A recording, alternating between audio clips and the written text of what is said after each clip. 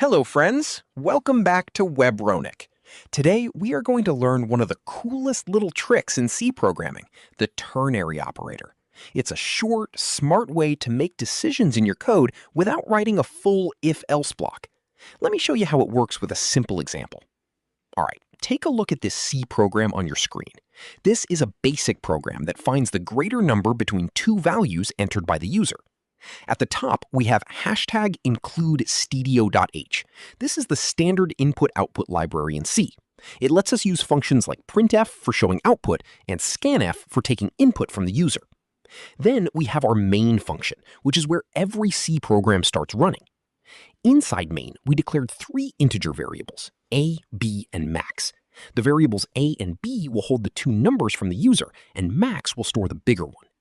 Next, look at lines 7 and 8. We use printf to ask the user to enter the first number and scanf to read that number and store it in variable a. The same thing happens on lines 10 and 11 for the second number, which gets stored in b. Now here comes the star of this video, line 14.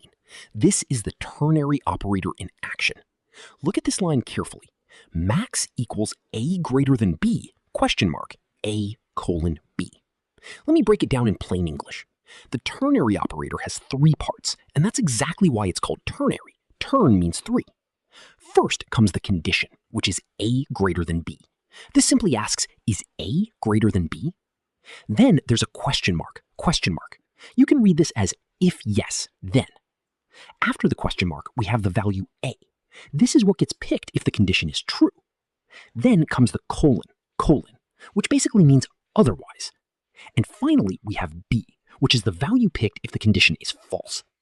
So the whole line is just a shortcut for saying if a is greater than b, put a into max. Otherwise, put b into max. Pretty simple, right? Without the ternary operator, you would have to write an if-else block with 4 or 5 lines of code. But with the ternary operator, you do the same job in just one clean line. That's why programmers love it for small, quick decisions. Finally, on line 17, we use printf to show the result, the greater number stored in max. And line 19 has return 0, which tells the system that our program finished successfully.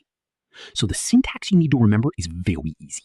Condition, question mark, value if true, colon, value if false.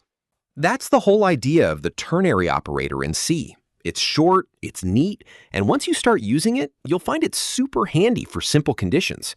If this explanation helped you understand the ternary operator clearly, make sure to like this video, subscribe to Webronaq, and I'll see you in the next tutorial. Take care, friends.